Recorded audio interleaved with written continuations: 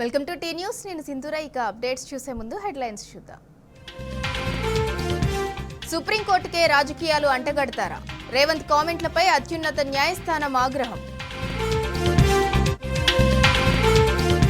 ఒక్క రోజులోనే మాట మార్చిన సీఎం రేవంత్. హైడ్రా కోసం కొత్త చట్టం, ముందుగా ఆర్డినెన్స్ తెచ్చే అవకాశం. దివ్యాంగుల ఇళ్లపైకి సర్కార్ బుల్డోజర్. సీఎం సొంత జిల్లాలో 75 ఇళ్లు కూల్చివేత.